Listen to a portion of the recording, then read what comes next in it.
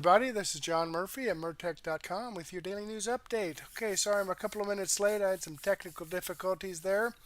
Here we are on April the 23rd in the year of our Lord 2026, and I've got some good information here for you tonight.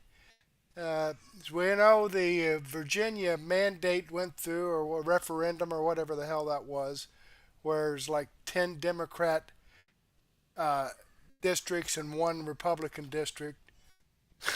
And there's been some pushback on that, legal pushback. So hopefully that's good. Let's jump over here to Murtech on Rumble. That's the video we're going over tonight, episode 1896. Let me jump into that and close out the live chat. Slide down here and click the Show More button to expand out the description box. We have information from Dan Bongino, Anthony Bryan Logan, the Steve Gruber Show, and Wendy Bell Radio. But before we get into that, I do have some shout outs to get. I had to make 2 comments tonight, folks, because I got so many comments and people following my channel. I'm only allowed 2,000 characters, and all this information here is more than 2,000 characters, so I had to do 2 comments. So Ellen Dahl just started following my channel. 74 Eagle just started following my channel. To the Point Podcast just started following my channel. Patriotic Lady 39 just started following me. R. Botner just started following my channel. Safe Doric just started following my channel. IHC just started following my channel. Spear Tip 7 just started following my channel. And T. Marie just started following my channel. And Reeboks just started following my channel. So thank you very much, folks, for following my channel. I greatly appreciate that. I hope you're tuned in, and I hope you enjoy the content. All right, let's get down here to comments. Debbie BS reposted my episode 1895. Craig Mutley reposted my extra 678B. Holly Lynn Gove commented on my daily news wrap up of 422. Cottonball 31 commented on my daily news wrap up of 423. That was last night, this morning. Uncloudy and Debbie BS commented on my episode 1895. And Debbie BS has been busy. She commented on my extra 677A, 677B, and 677C. And Debbie BS also commented on my extra 678A, 678B, and 678C. So thank you, folks, for your comments and reposting my videos. I enjoy reading your feedback, and I definitely appreciate your support. So let me give this a thumbs up. All right, and speaking of thumbs up, I have one of those thumbs up icons right here below the video that you're watching. So if you wouldn't mind clicking on that, I would greatly appreciate it.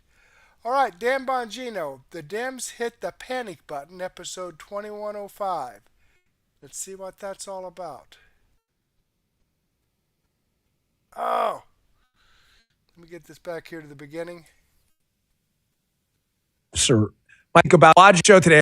They have this by okay, I let think me get it past for the 60% off. here. Listen, we're all brain fog. It's looking into what I'm talking about. Just recovery and over medical form. Somebody about it last. Excuse me, got it up there. To get Bongino 30 for 30% off.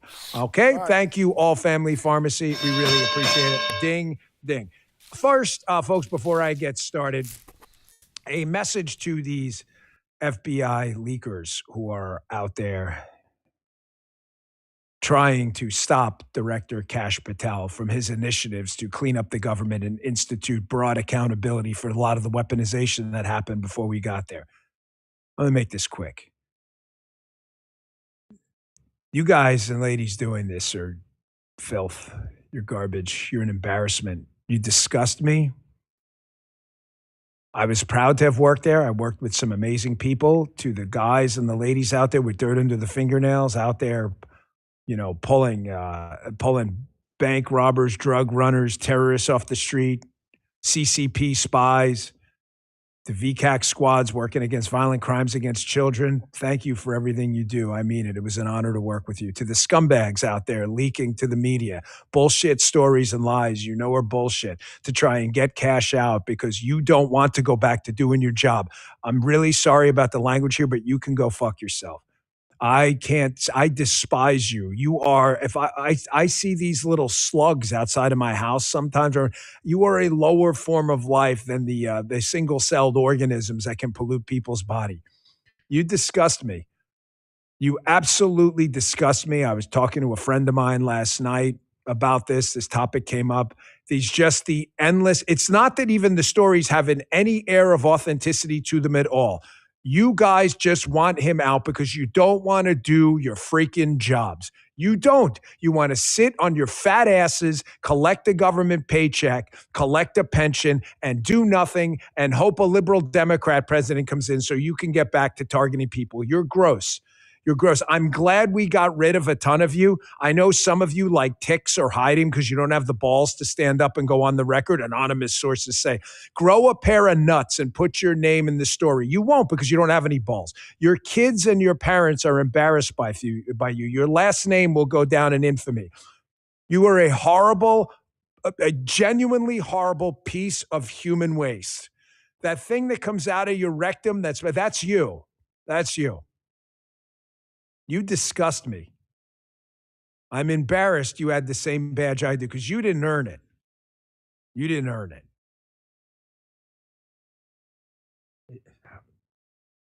Sorry, folks, for the language on that. I really am. But we are finally getting to a place right now after a year of work where we have this organization back doing what it's supposed to be doing, arresting bad guys, arresting through counter intel, CCP spies and other espionage agents, interdicting and stopping terror attacks. We have them out there doing operations like restoring justice and restoring justice, finding thousands of kids who are being abused and rescuing them. We have unprecedented transparency, tens of thousands of pages of documents you would have never seen before. And what are these people doing? Running to the media with their crank in their hands, peeing in their freaking diapers. I'm upset. I don't like it. I think I heard like Cash had a tequila shot one time. Go F yourself, pieces of shit. You disgust me. You absolutely disgust me. Having said that, I'm in a bit of a mood today, as you can tell, because it's just like endless nonsense. You know what? If you could, guys, go out and put up that Hill article first. Do you want? I can't hammer this into your head enough. The reason Pete Hegseth, our Secretary of War, and the FBI Director, Kash Patel, are almost like the sole targets of liberal media and doomer ops is precisely because they are fixing the two most important entities, in my opinion, in the federal government, law enforcement and the military. Here it is. Max Rigo, The Hill, April 22nd, 2026. Democrats working to make sure Hegseth and Patel are on their way out the door. This is not an accident, man. This is an op. It is so clear. Be careful who you trust. Be careful who you trust. Be careful who you trust. Remember I told you about the black pill, doomer, liberal media symbiosis, the Eddie Brock Venom symbiote? How they even admitted, by the way, these doomers who are totally full of shit, don't have an ounce of integrity at all.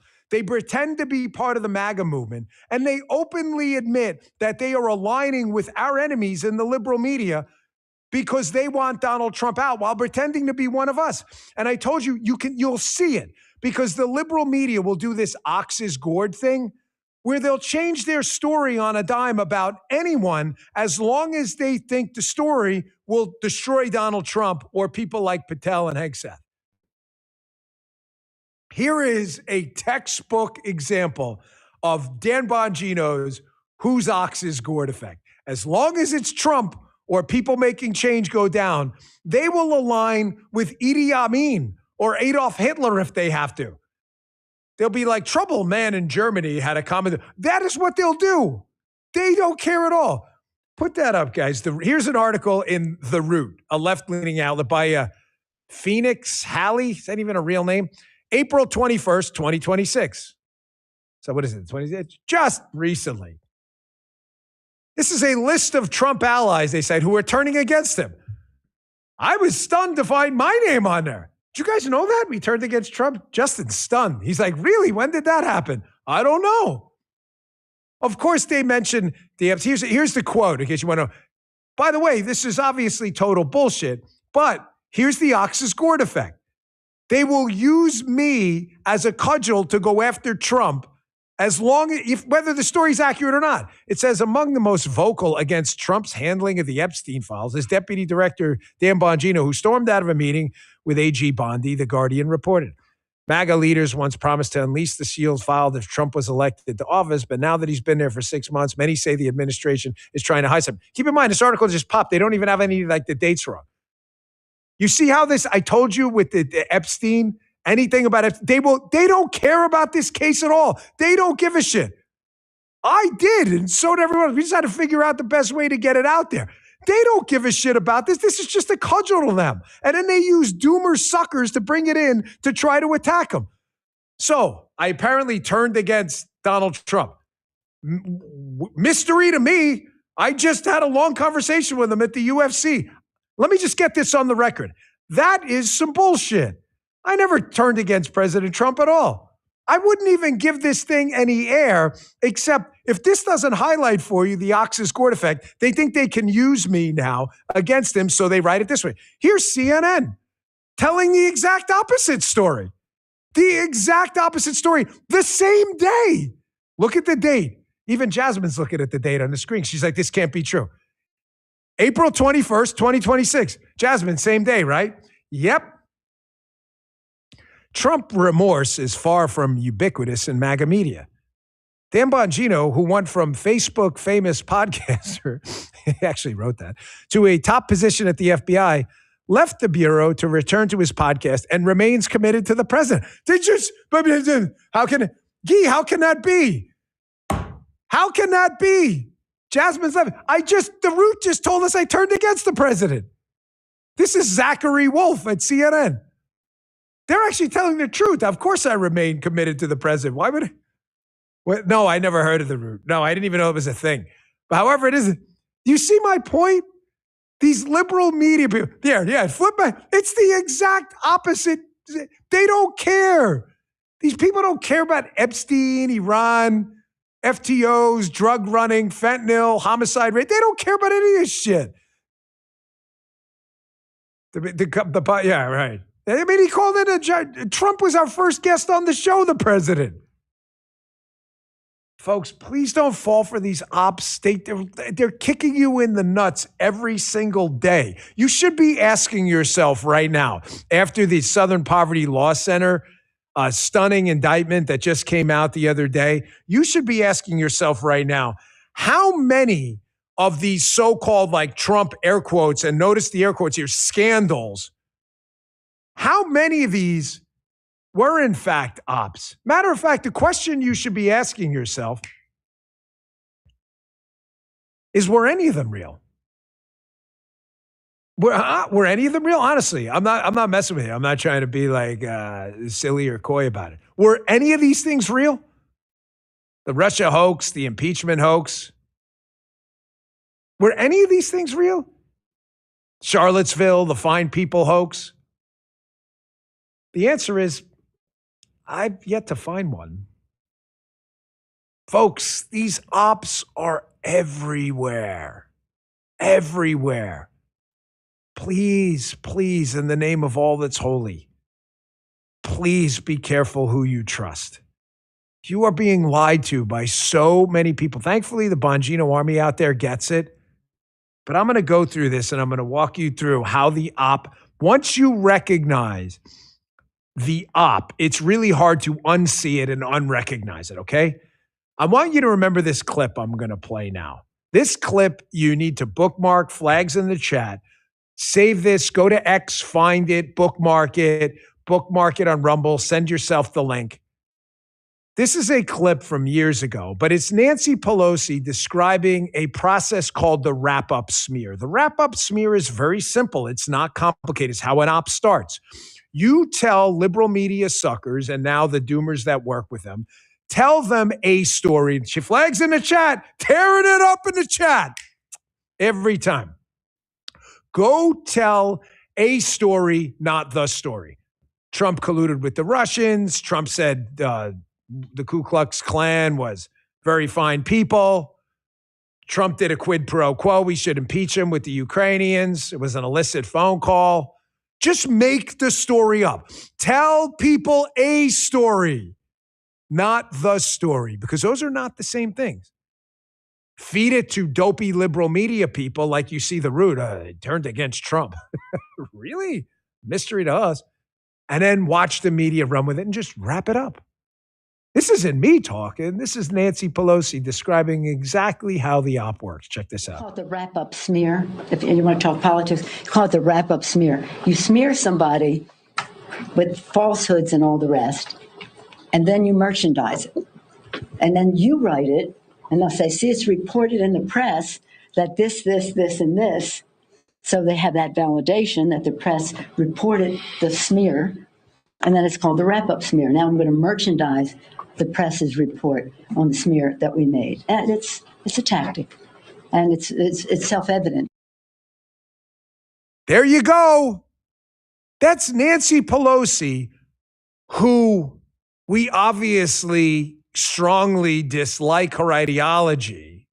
Clear? We good on that? But can we all agree that as a political operator is probably one of the most tactically devious people out there? She's describing to the media exactly how telling a story, not the story, a story designed to be a smear works.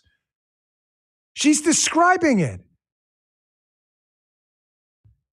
Now let's parlay this into what happened with the SPLC and others. I'm going to give you a broader perspective on this because this is happening everywhere. And I got to tell you, I'm doing this podcast sit down with Hannity yesterday on the show with Sean. And we got into a really long conversation about this, about how many people, folks, I'm going to tell you something. I was really, I'm not really shocked often. I was really stunned when I left to take the FBI job, how quickly a bunch of grifters and bums who used to send us emails. I try not to ever show people's texts or DMs, no matter how much I hate them, because I think it's just a really shitty, stupid thing to do. But there's one particular group of these two losers who do a show who I have like a chain of DMs of them. I'm not kidding. When I say begging me to come on their show, I mean like begging. What do we need to do? And I just never wanted to do it because I never thought these two guys. And again, it's not important because I just don't care enough to put it out there, and I'm not going to do that. I think it's just a stupid, cheesy thing to do. But I was stunned when I went in there how many of these losers voluntarily promoted these ops, and I'm thinking it's got to be money. They have to be getting paid off, or they're just that stupid. Pelosi's telling you how it works. So you got a bunch of people now, of course, terrified, hitting the panic button, as we titled today's show, because the work that was done in the past year under Kash Patel at the FBI is now finally starting to come out because the justice process is slow. I'm sorry I can't help you there. It was designed to be slow. So they're falling for this. Here's Chuck Schumer in absolute panic mode. They are like overtime trying to get rid of Kash right now because they're so terrified that their wrap-up smears are all going to come out. Check this out. Kash Patel must resign immediately. He's not a serious person. He has not shown that he has the skills required for the job. And the last few days have shown he does not have the judgment to lead an agency like the FBI. I see some of you in the chat are putting two and two together. Why do you? Because I just don't care now. I'm not going to put people's DMs out there. You see how it works? I expect that from Pelosi and Schumer, folks. Like, nobody's surprised that Democrats invent a story, smears and bullshit, and use the liberal media to get it out there. What really stuns me is I leave and I see all these people promoting left-wing stuff to rip apart the Trump administration. Put that Hill article back up again. This is the left. You're aligning with Nancy Pelosi and Chuck Schumer and telling people with a straight face you're some like super patriot. Take that and shove it up your ass. You guys are nothing but zero dignity losers. Hakeem Jeffries, quote, Democrats working to, quote, make sure Pete Hegseth and Kash Patel are on their way out the door. And you got these suckers promoting this stuff. And even worse, you got suckers falling for it. These are men of integrity. Integrity, my ass. Not a shred of integrity. Okay, I'm going to go ahead and pause that there. And they're pushing the panic button because there's a chance that from the Southern Law Center that there's going to be some people that actually maybe drop the hammer on some of the uppity ups, the elites in the Democrat Party. So now, let me say this about that. I've been around for a while, okay, and I remember when the Democrat Party was known as the Democrat Party. I'm not sure when they changed it to the Democratic Party, but I will not call them the Democratic Party because there's nothing about that party that's democratic. You can see what happened in Virginia. That was not democratic. Okay? It runs like 49-50, 49-51, 50-50 Republican and Democrats. Okay? So why would they vote to have 9 or 10 Democrat districts and 1 Republican? And if you listen to Wendy Bell, she talked about how there was a 9% advantage to not do that on the people that voted. But then when they did the mail-in voting, it was like a 40% advantage to do it. Mail-in voting. Amazing. All right, well, let me click on this Rumble link here and show you that this video does come from the Dan Bongino Show. I'm following his channel. I've given him a thumbs up. I hope you do the same thing for me. All right, let's jump back here. And Susie Poll 2016 and Foxy Grandma just joined us in the chat, so thank you very much. Anybody else feel like talking to me in the chat? I'd appreciate it. Okay, Anthony Bryan Logan, Southern Poverty Law Center, that's what it is, Southern SPLC, indicted for illegally paying informants in hate groups. Isn't that amazing? Well, let's see what Anthony Bryan Logan has to say about it. The Southern Poverty Law Center has been indicted for wire fraud, bank fraud, and conspiracy to commit money laundering. Some say that this indictment proves that the SPLC funded hate groups to foment racism, while others say that they were funding confidential informants to take the hate groups down. What's the truth here? Let's talk about it. How's everybody doing? My name is Anthony Bryan Logan, and today we got to talk about the indictment against the Southern Poverty Law Center, also known as the SPLC, accusing them of wire fraud, bank fraud, and conspiracy to commit money laundering. Between 2014 and 2023, the SPLC paid out $3 million to between 8 and 10 confidential informants.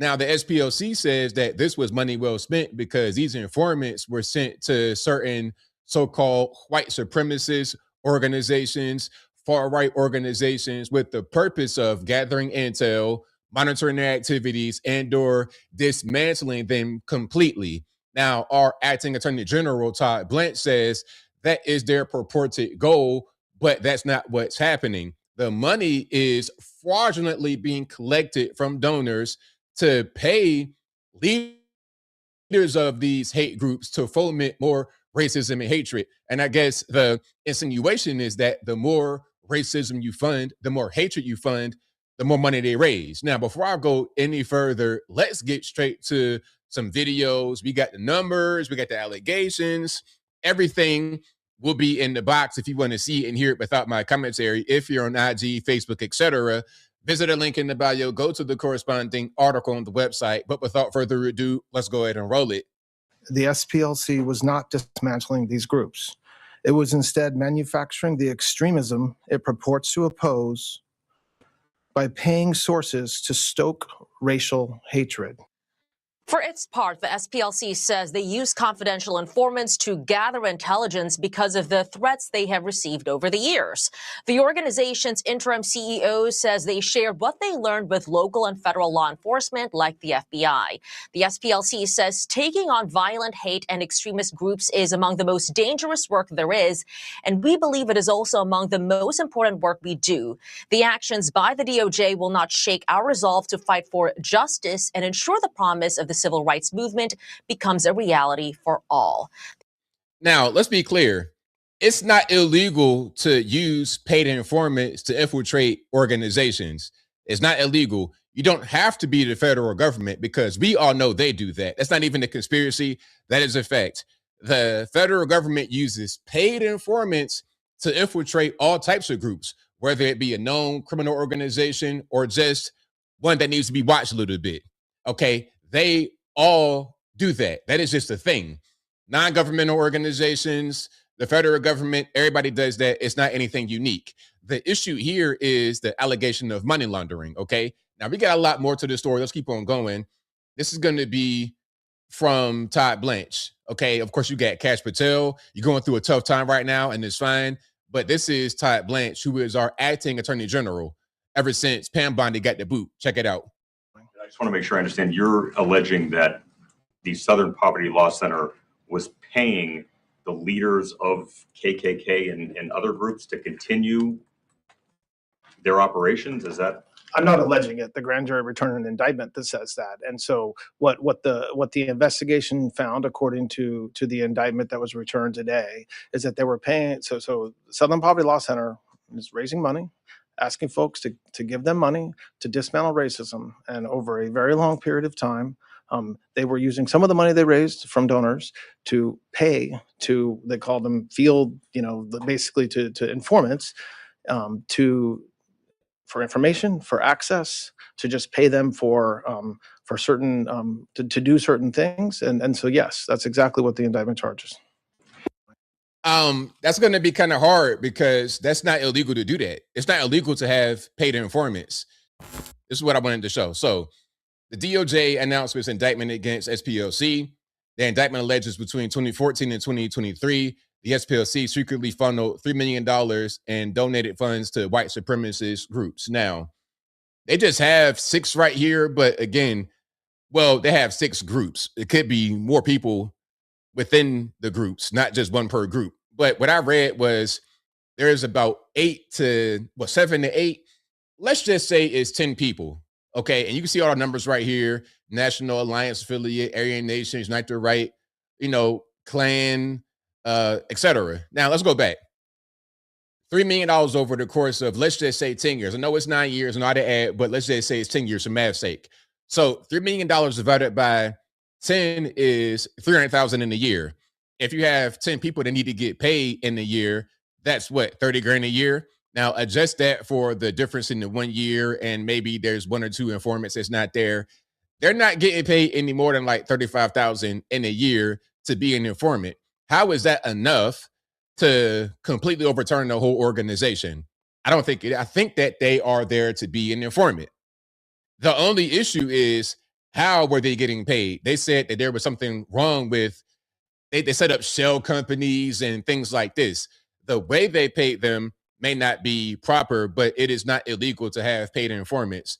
And also, it's not a matter of fraud. You're not defrauding the investors because the investors think, okay, I'm paying money to the SPLC because I want them to infiltrate these organizations and bring them down. So if they use your money to go infiltrate the organization and try to bring them down, that's not fraud at all. But let's keep on going. Here is the SPLC themselves, okay? Because you got to hear both sides, right? Let's hear everybody.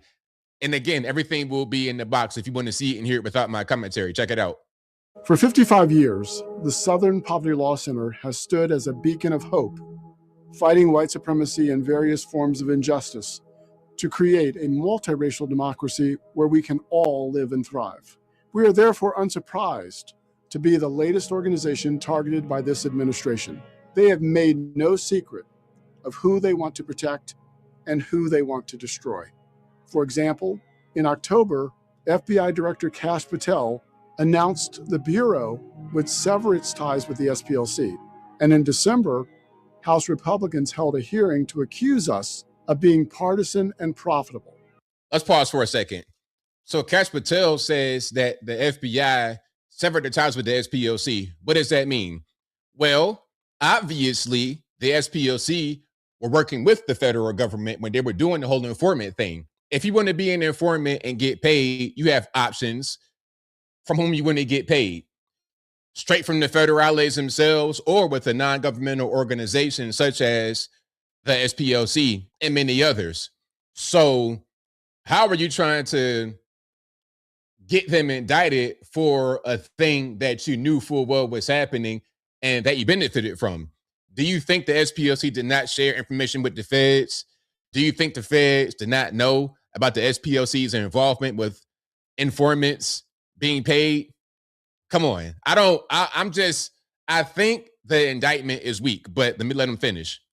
The latest threat is the most serious: a criminal investigation and possible charges against the SPLC or some of our employees. Although we don't know all the details, the focus appears to be on the SPLC's prior use of paid confidential informants. They stopped doing that, I believe, in 2023, so they don't use the paid informants anymore. But again, there are plenty of other NGOs that use paid informants. And of course, the federal government is the chief consumer of paid informants, the chief utilizer of paid informants.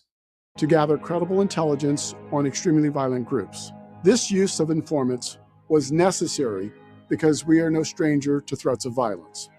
In 1983, our offices were firebombed.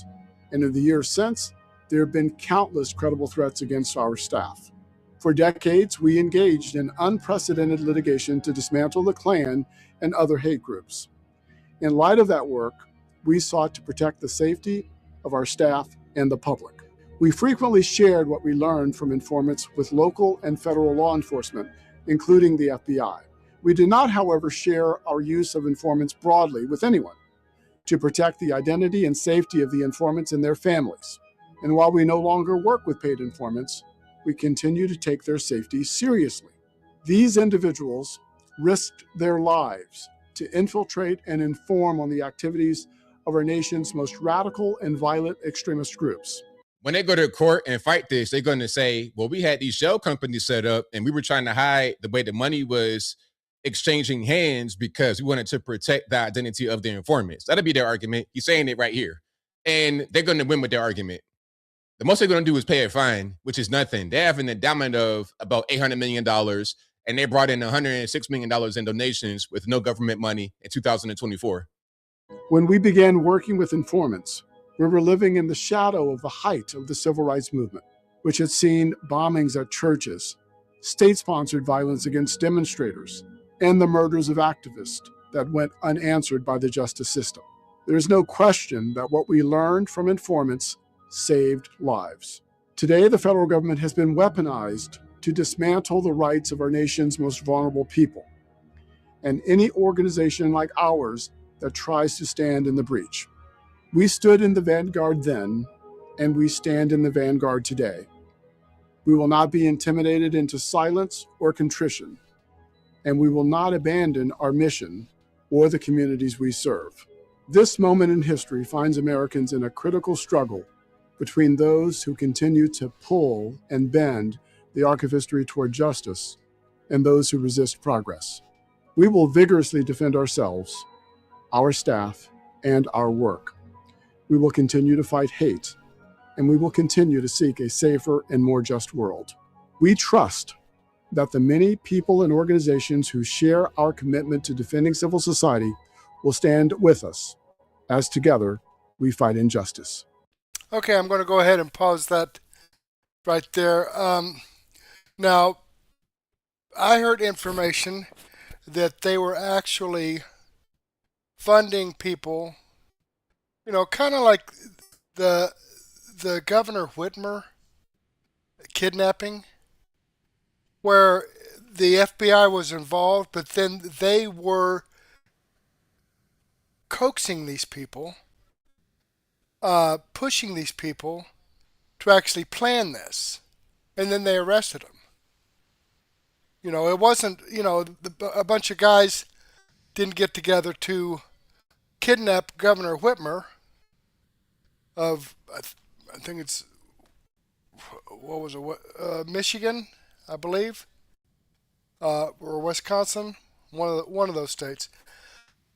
But at any rate, they didn't have informants go in to get the information on it.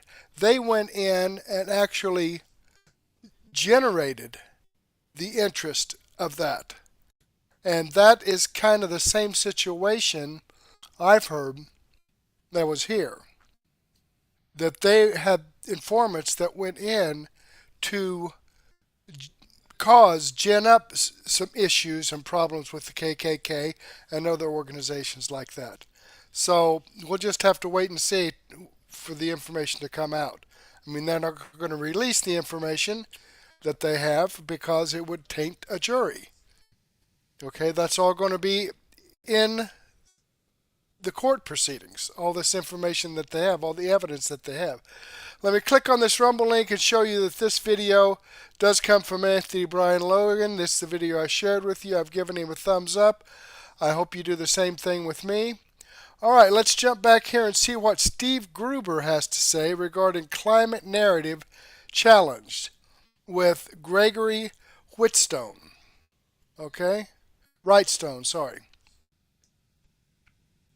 See what this is all about. Well, it is a new day in America on several fronts, that is for sure, as we look at how this administration deals with things like the Green New Deal, for example. The Green New Deal, where they think that it's good for the environment to bulldoze sections of forest and farmland and put in solar panels to get rid of coal-fired power plants so we can sit in the dark or watch our electric bills double, triple, or even more.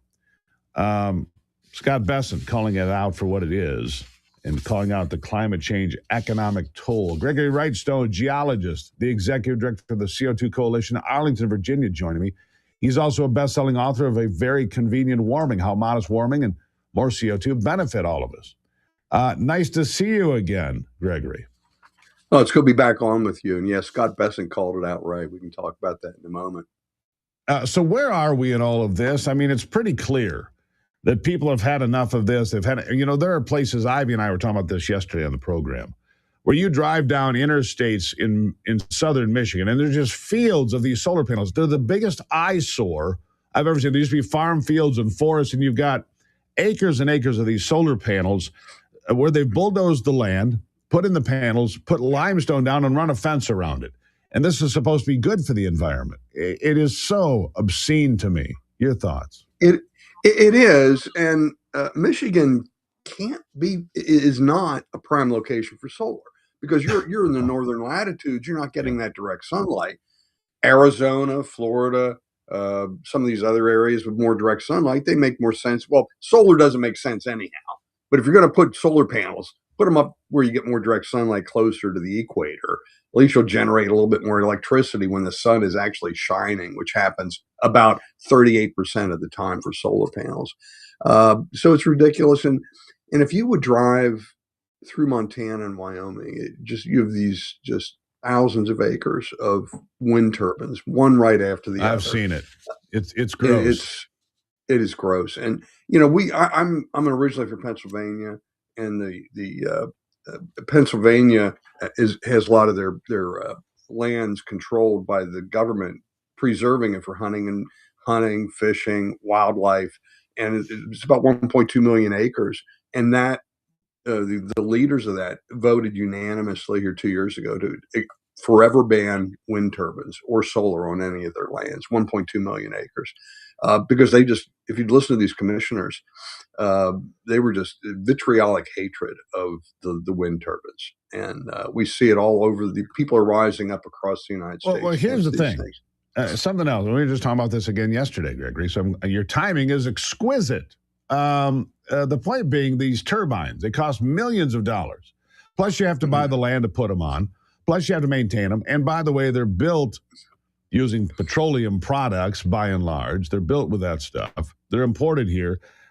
But they do not produce enough electricity in their lifetime, that machine, to pay for the machine. They're a net negative, aren't they? Yeah, and they may never. They claim a lifetime of 25 years. It's more likely closer to 15-year lifetime cycle. And these things too, they degrade. These things are turning sometimes 150. The wingtips move very quickly. They look like they're turning slowly, but it might be over 100, 150 miles an hour, and that's what's killing these birds. Yeah. But the turbine blades themselves get degraded because they're hitting insects and whatever, and they lose their efficiency quickly over the first few years. They are the Cousinart. They're the Cousinart for bald eagles and all sorts of other birds of prey that should be protected. By the way, if an oil company kills 100 Canada geese, right, they would be in huge trouble, huge fines. If a windmill chops a whole flock of geese into pieces, nobody gets in trouble. It is the most remarkable double standard, isn't it? I'm not anti-goose, but I am anti-killing. I'm anti-killing eagles, and especially it's the golden eagles. Bald eagles are killed too, but it's mainly golden eagles in the West that are killed. And you figure these golden eagles, think about it, it's like a distracted driver that's looking at his cell phone or her cell phone, looking down and not looking ahead. And so these eagles are flying along looking for their next either a carcass that's already killed or their next prey. They're not looking what's ahead, and whack, they get zapped. And there's the U.S. Fish and Wildlife Service has a take limit. Get this: 15,000 bald eagles a year allowed to be killed. 15,000. If you are caught with one bald eagle feather, you're facing jail time and a $10,000 fine, and for having a feather. And they're allowed to willy-nilly slay thousands of our national symbols. How did that happen? We have the Endangered Species Act of 1973 comes to mind. And killing birds of prey and everything like that is a federal. How do they get a pass on this deal? Well, they're a protected class. They're a protected class of. We'll look at anything with solar wind. They don't look at the really bad issues that are involved with this. The mining of the rare earth elements, the minerals that are needed for this, that are in Pakistan, Uzbekistan, and China. The people that are dying, the slave labor that goes into it, the child labor in the Congo that's needed to mine these elements. They don't look at any of that. It gets a pass. And they silence people like you and me. We're not allowed to get our message out there because they say, well, there's a consensus opinion. There's no argument at all. The science is settled. And so we don't need to bring Greg Wrightstone on or any of the other eminent scientists of the CO2 coalition to give the other side of the story, because there is no other side. There is no dispute. There is no argument. Silence them. And that's what they've done. They've been very effective. And you've heard me tell this. My favorite quote about consensus is the great Richard Feynman, who he said, I would rather have questions that can't be answered than answers that can't be questioned. And that's what we have today. They're telling us the answer, and you dare not question it. You know, I saw a story here in the last few weeks that one natural gas pipeline into the Northeast, of course, they oppose the pipelines in the Northeast. That would reduce the cost of electricity for millions of people and eliminate the need for these offshore wind farms. And yet those that are in lockstep with this Green New Deal cult refuse to see the mathematical truth. Besson's exactly right. We have the largest natural gas reserve in the world. By Two far. of them, actually, in the Utica Shale and the Marcellus Shale that are in Yep. mostly Pennsylvania, Eastern Ohio, Northern West Virginia. The largest by far, but we can't get the gas from there to New England where they need it because both New Jersey and New York have banned pipelines. And they don't allow the pipelines to get this low-cost gas from Pennsylvania up to New England where they need it. So they have to import their gas through Boston through liquefied natural gas, LNG, and they're paying 4 and 5 times as much for that natural gas to power their electricity plants is what they could from buying it from Pennsylvania. And it's stupid. Gregory, tell the folks where they can find you and keep up with all the great work you're doing. Well, I'm now senior fellow at the CO2 Coalition. I'm halfway retired, not quite. I'm still busy every day. But you can look for my latest book, Very Convenient Warming, How Modest Warming and More CO2 Are Benefiting Humanity. Just search for 2 words, convenient warming, convenient warming. You can buy it on Amazon, buy from our, if you don't like to give the money to Amazon, you can buy it directly from my website. But I promise it's an easy read, and if you're not angered by some of the things you'll learn be in this armed with book, facts. Yeah, you'll be angry, and you'll be armed with the truth to take on your little tree-hugging nieces and nephews at Thanksgiving. All right, Gregory, thank you for being here. All right, there you have it, folks. That's what I'm trying to push out here. That's what I'm trying to give you is the truth, because you're not going to get it from the mainstream media or the libtards. Okay, clicking on the Rumble link, it takes us over here to Steve Gruber Show. This is the video I shared with you. I've given him a thumbs up. I hope you do the same thing for me. And, it's propaganda. It's all propaganda, what they're telling us. All right, let's jump back here and see what Wendy Bell has to say in There Are No Coincidences. Okay, well, let's check this out and see what she says about that. I think one of the hardest things in life to do is to get comfortable being uncomfortable. And work with me on this one.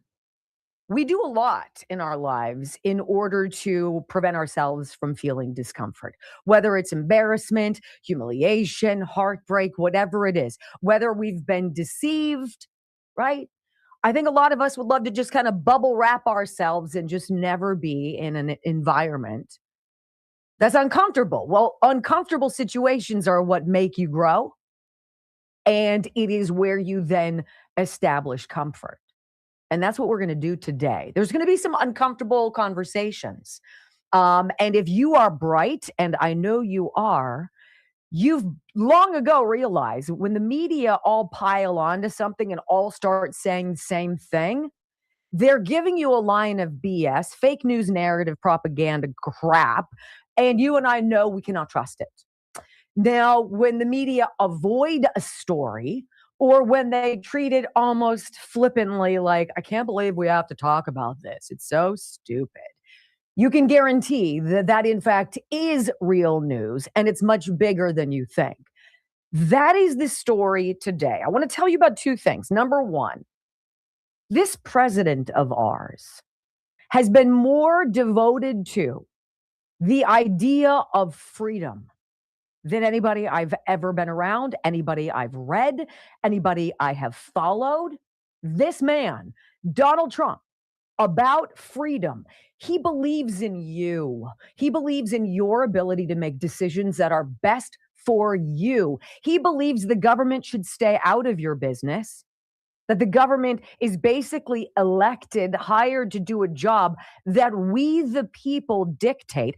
And he sees that the whole system has been run off the rails. Instead of us calling the shots on our representatives, being our servants, which they are, they've become kings of the castle, untouchable princes and princesses who can get away with God knows what. And you and I don't even know the half of it, right? Donald Trump believes in your ability, your choices. That's called freedom. It's not government deciding for you. It's not you being told what to do, which is what happened during COVID, which was why it was so alarming to so many of us to see how many people were ready to be, I guess, corralled, deceived, and taken in that cattle chute like clone troopers.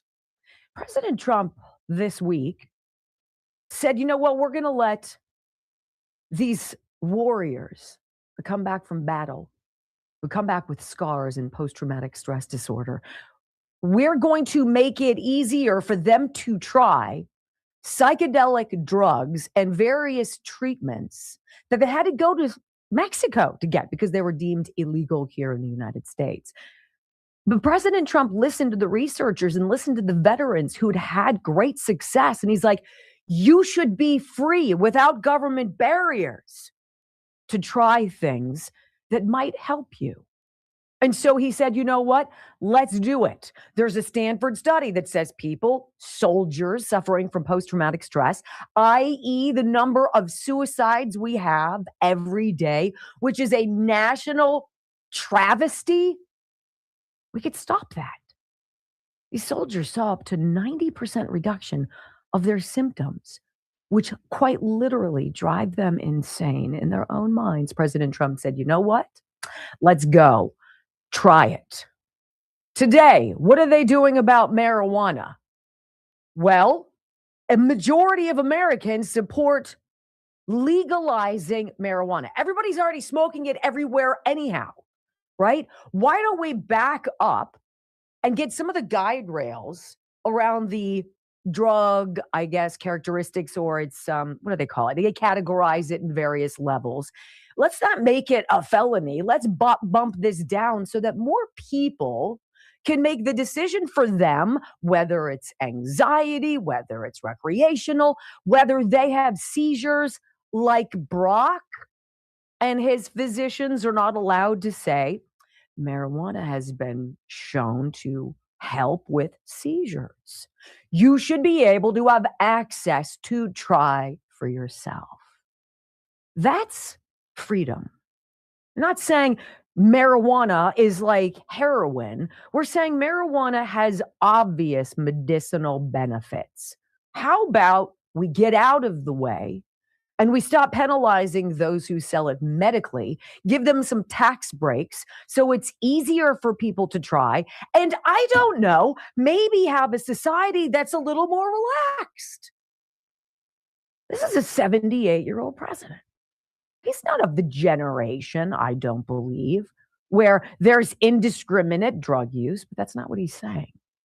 He's saying we know better. We've invented better things. We understand science. Let's make it easier for people to decide for themselves. Period. Now, this is where the weird part comes in, and you're going to have to be comfortable being a little uncomfortable. We're entering not just a golden age, according to this president. We're entering an age of enlightenment. You and I are about to walk into a chapter of American history, i.e. world history, because the world watches America.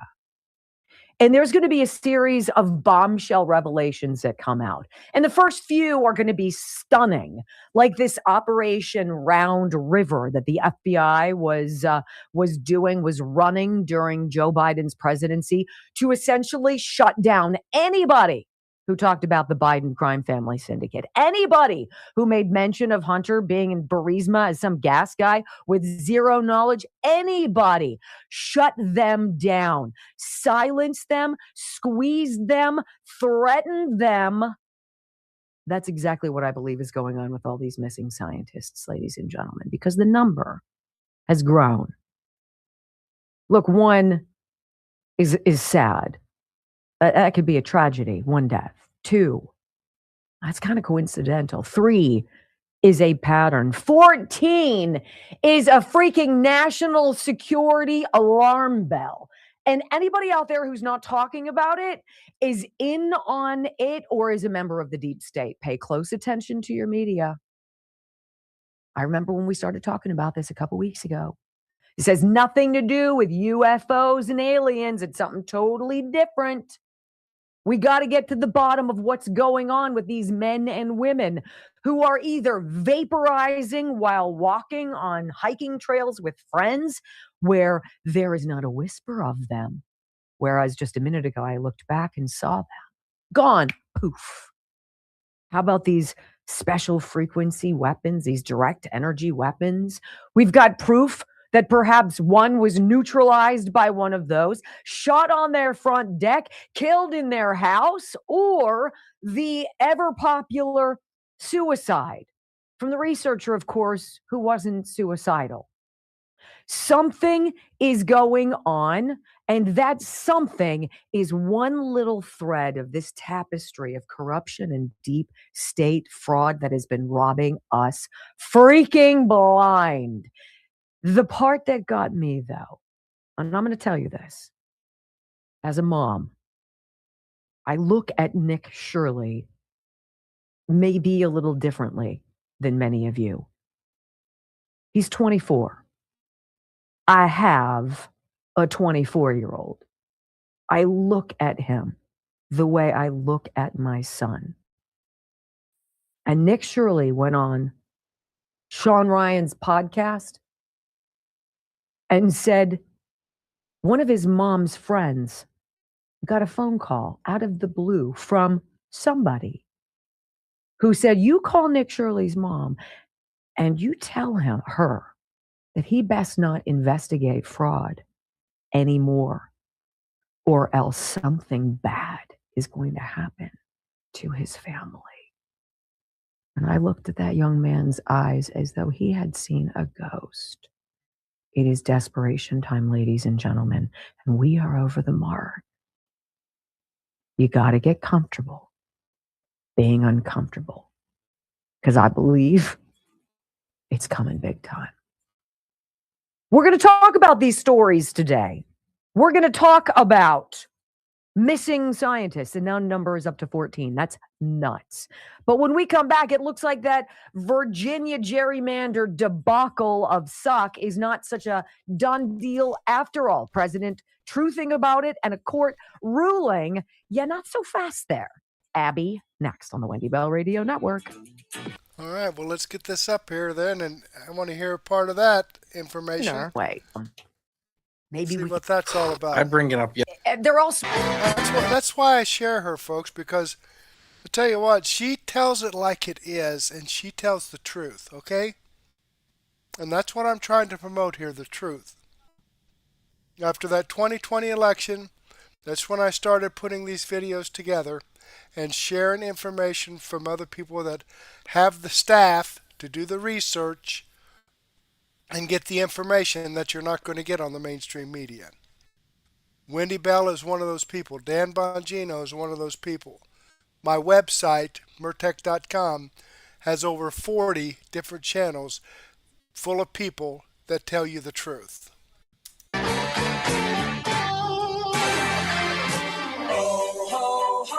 It's magic, you know. Well, welcome back to the Wendy Bell Radio program. Before I start talking to you about this judge blocking Virginia Democrats' redistricting scheme, because that's totally what it is. I mean, you totally don't have representation in Virginia now. If they enact this new congressional map, you're going to have people representing folks that aren't from those people's area. It's completely contrary to what the founding fathers envisioned where they created this form of government. Representative of the people. Yeah, not really at all. I want to read this to you, though, because there's a poll out that's pretty interesting. And it's a YouGov poll, and it's on marijuana. Look, if you're old school and you're like, it's a drug, nobody should do drugs, it's against the law. You're also the person who does 55 in the fast lane and gets pissed at me when I'm like, dude, beat it. And you're like, I'm going fast enough. The speed limit says 55. No. Move aside. We've invented the gas pedal. And it works thusly, right? So here's the new poll. This is a majority issue, okay? Whether or not you're in the minority. New polling on marijuana, percent who support or oppose making the use of marijuana legal in the United States. U.S. adult citizens across the board, all of us mushed in together, 59%. Democrats, 75%. Independents, 54%. Republicans are a little bit more prude. We're the 50%ers, right? But down the age category, 58% of 18 to 29, 55% of 30 to 44, 63% of people 45 to 64, and 57% of 65 plus. It is a majority. President Trump saw that and said, and so it shall be done. Let's make it easier for people who could benefit from medical marijuana to freaking get it. Boom. Okay. That's important. He's paying attention. Okay? I want to talk about Virginia. He's paying attention to this as well. This is what the president truthed out after the election. Squeaker, a couple points there, if you believe that that's actually what happened. President Trump truthed out a rigged election took place last night in the great Commonwealth of Virginia. All day long, Republicans were winning. The spirit was unbelievable until the very end when, of course, there was a massive mail-in ballot drop. Where have I heard that before? And the Democrats eked out another crooked victory. If you don't think Trump knows everything, you need to get comfortable with that. because he does. He tells you everything. It's like reading a book and the cliff notes at the same time, right? 6-5 goes 10-1 now. And yet the presidential election in November was very close to a 50-50 split. In addition to everything else, the language on the referendum was purposefully unintelligible and deceptive. As everyone knows, I am an extraordinarily brilliant person. And even I had no idea what the hell they were talking about in the referendum, and neither do they. Let's see if the courts will fix this travesty of Justice President Donald J. Trump. Well, this just in. Circuit Court judge says Tuesday's referendum was, wait for it, yes, unconstitutional. I want to read this to you because it's important. Virginia's highest court, now their Supreme Court, will weigh in on several legal challenges to Democratic lawmakers' redistricting plan after voters approved the constitutional amendment during Tuesday's special election. The state Supreme Court had opted to wait until after Election Day to hear the arguments. Multiple outlets have reported the Virginia Supreme Court is expected to hear some of those challenges soon in the next coming days. Experts said the redrawn map could give Democrats a 10-1 edge in the U.S. House after this year's midterm election. Currently, it's represented by 6 Democrats, 5 Republicans. The new map will be in place for the next 3 election cycles. And then after a new census, poof, the traditional bipartisan process would be used again, supporters of the redistricting measure said. Why are you changing it now? Right? And why for such a brief period of time? Because they know they can't win if they don't. But Republicans have filed several lawsuits, some alleging that the process of getting the amendment on the ballot itself wasn't followed properly, and one particularly concerned with the language of the question itself. The court's going to be under some pressure to come back with a decision probably in the next month or so, said Miles Coleman, who's an associate editor of some, Center for Politics at the University of Virginia. Well, Virginia has already pushed back its primary election from June to August, and some candidates have announced plans to pursue a suit once the new map is in place. One legal challenge questions the language of the constitutional amendment itself. Saying that this was a vote for fair elections is plain English, contrary to the ramification of the vote, that it's the argument that the opponents of the measure are making. I don't think it's going to fly. I don't think it's going to fly in the lower courts. It's not going to fly in the upper court. So they're going to say, you trampled all over the process. This is sort of like in Pennsylvania during 2020, when the Secretary of State was like, you don't have to worry about ballot, signature verification. Don't worry about the timestamp. Don't worry about how late they come in. It's a once in a lifetime global pandemic. We're just going to have to roll with it. But just this time, really? Just this time. So the president is all over it, a growing number, obviously, of Virginians saying this is garbage, it's got to be challenged, and so we will keep our eye on the Virginia Supreme Court. Meantime, as I told you at the beginning, the number is now 14, ladies and gentlemen.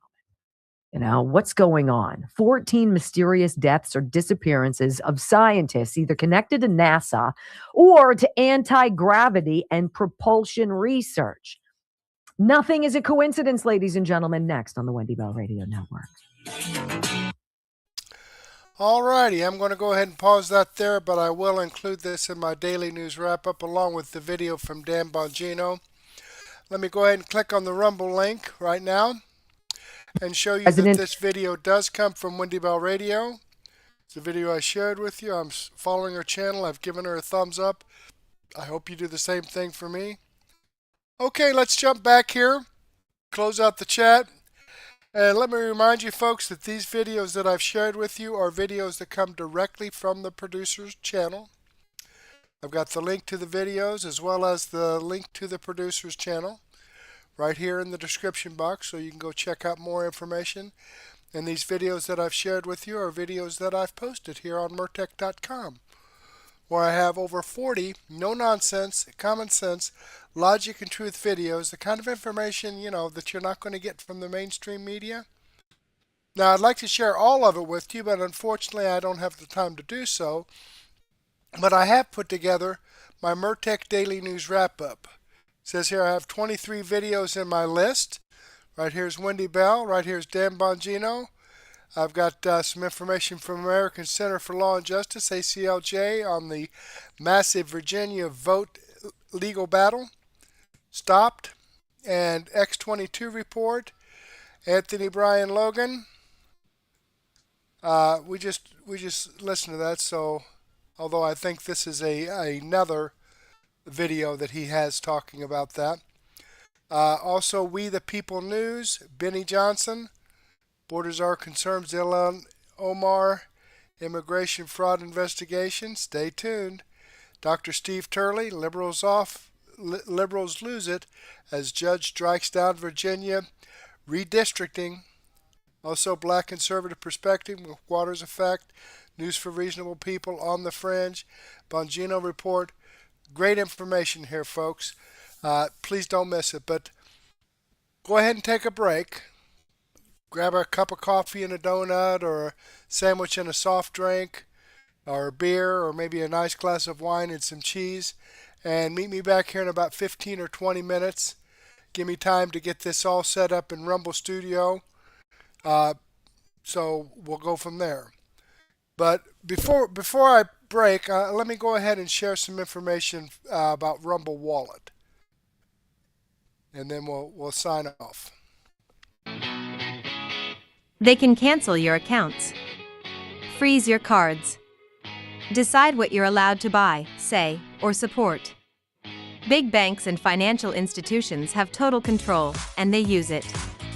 That's why financial independence matters more now than ever. Introducing Rumble Wallet, a wallet built for real freedom.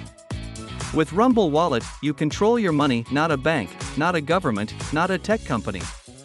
Designed for patriots who stand tall, this cap captures the enduring spirit of liberty. The Liberty Bell stands proud. This isn't a credit line they can shut off, it's your wallet, permanently. Yours to protect your future. Yours to protect your family. When the system fails, when institutions turn on their own people, financial sovereignty is the difference between security and vulnerability. Buy digital assets like Tether, Tether Gold, and Bitcoin in one secure place. No permission, no middlemen, no cancel button. And when you want to support the creators you actually believe in, you can use the Rumble Wallet app to directly tip content creators securely, instantly, and without interference. This isn't a credit line they can shut off. It's your wallet, permanently. Yours to protect your future. Yours to protect your family. When the system fails, when institutions turn on their own people, financial sovereignty is the difference between security and vulnerability. Rumble Wallet isn't about politics. It's about freedom, ownership, and protecting what's yours. So take control today. Download Rumble Wallet now and step away from the big banks for good. True ownership, true protection, true financial freedom.